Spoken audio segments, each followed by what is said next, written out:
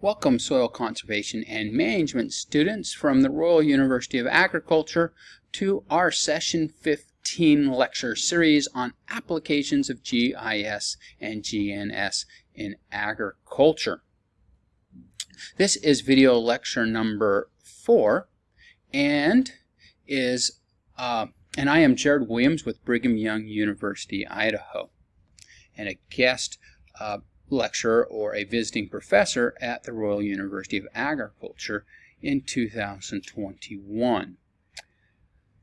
In this video lecture, we want to talk specifically about crop scouting. Crop scouting is one of the technologies that we've talked about that uses GIS and GNSS. And we like to refer to it as site-specific crop scouting because we are recording data in a site-specific manner. Let's first start off by defining crop scouting. Crop scouting can be defined as a management practice where we walk through the field and identify areas within the field that have concerns or problems. Specifically, we're looking for information on pests, disease, irrigation, fertility, as well as weeds.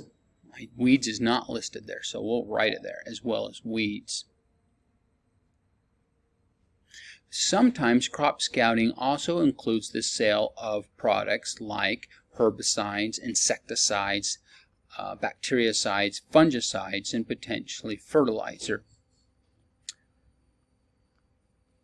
Traditionally, crop scouting was performed by walking through the fields with a sheet and recording information about the field.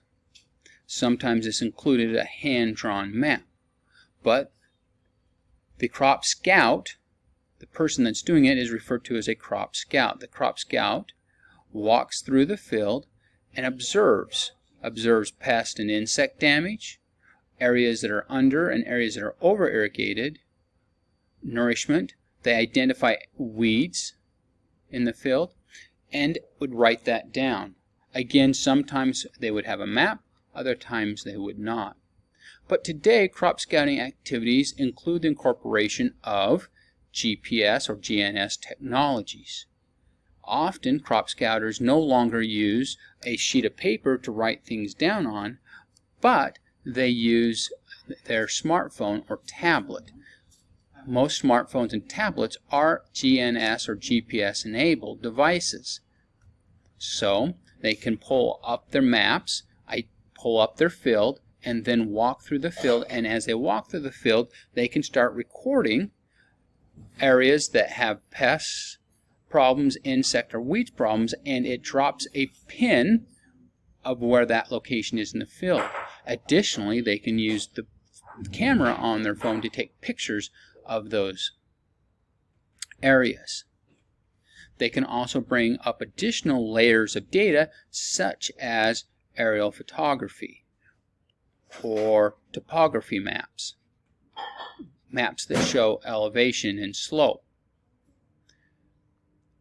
Crop scouting has become reliant or dependent upon using GPS technology and smartphones. I want to give you some examples as there are many different crop scouting apps available. You can look on the Apple App Store, Google Play, or whichever app store might be available to you based on the device you have. But there are lots of different crop scouting apps that you could download and use. Some have a paid service, others are free, and so you should look around. I would like to use some of this lecture to talk about the capabilities of crop scouting using a smartphone and the camera and GPS or GNSS technology that your smartphone has. In this example, we're showing you how your smartphone can be used for disease, insect, and weed identification and mapping.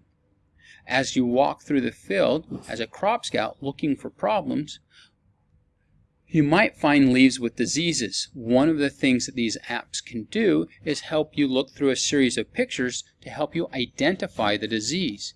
You can also take pictures of the disease, which will tie it to the report that will be produced as part of your crop scouting activity. That report can be sent to the crop advisor, to the farmer, or other people that would find the report useful. Also, it can be used for weed identification. In the same way, we can take a picture of the weed. We can look, some apps are smart enough that if we take a picture of the weed, it can actually identify the weed in the picture, or they'll provide you pictures of different common weeds, and you can match it up and identify the weed that way. Again, taking a picture, including it in your report, and dropping a pin where you see the weed.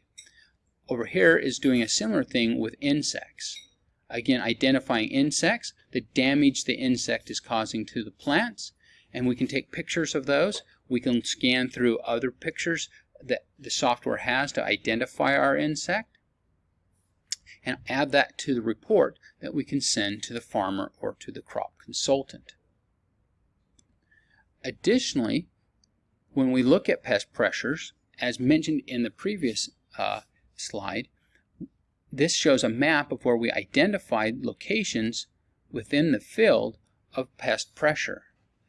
As expected, notice that the pest, in this case beet, a beet fodder, is entering, most of the pest damage is along the edge of the field because the pests are moving from outside the field into the field. As time progresses, we would expect to see more pressure on the inside of the field.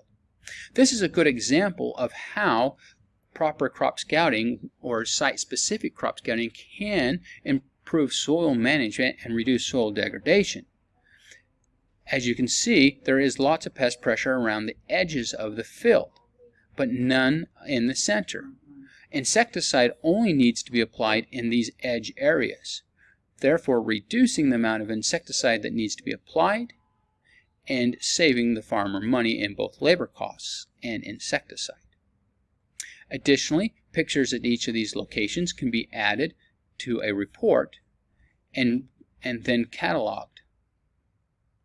These reports can be reviewed at a later date, as well as these reports can be shared with the farmer and crop consultant. These crop scouting apps can also be used to do soil sampling. If you notice here in this picture, the app allows the crop scout to pull up the client or the farmer's fields.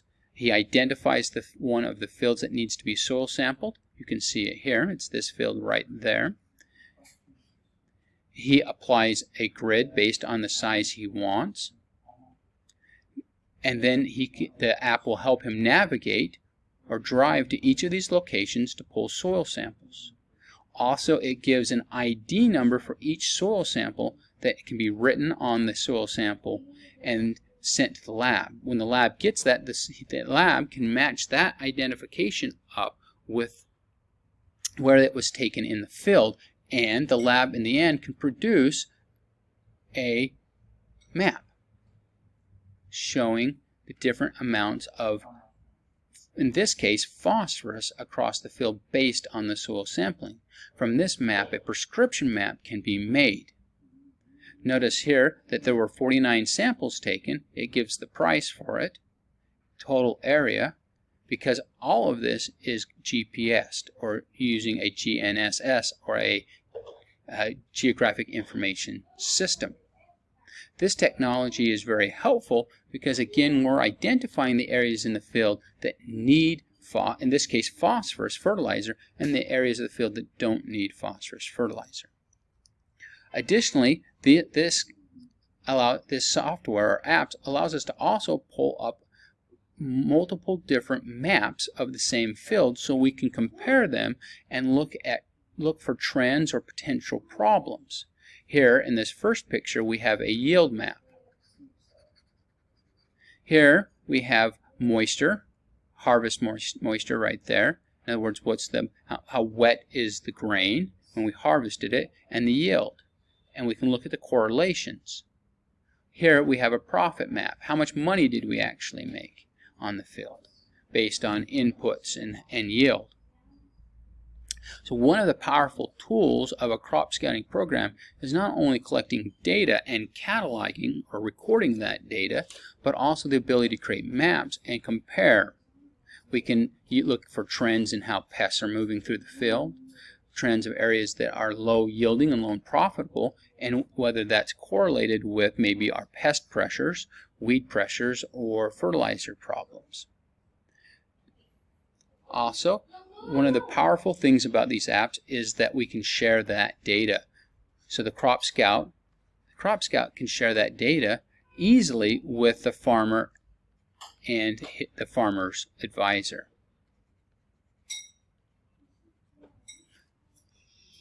What are some of the benefits of site-specific crop scouting, and how would it help benefit us in reducing soil degradation?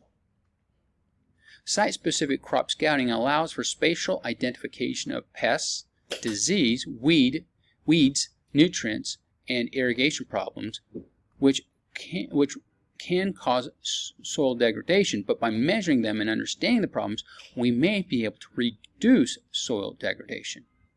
For example, soil erosion may be reduced because we're improving crop biomass and cover through our management of the crop and ensuring healthy growth. Also, erosion may be reduced because we're monitoring the crop situation and the amount of water needed in the field to keep the crop healthy. Thereby, when we reduce under and over irrigation and apply the correct amount of water, we have healthy plants and not too much water that could cause soil erosion. Also, we're reducing the amount of chemicals and fertilizer applications because we're only applying the fertilizer and chemicals where they're needed in the field, thereby reducing non-point pollution and nutrient leaching. One of the biggest benefits potentially from crop scouting is that we are cataloging the information. We're able to look back at maps and locations of pest pressure and identify those areas, allowing us to improve our future soil management and decisions for our future crops. This concludes our 4th video lecture on session 15.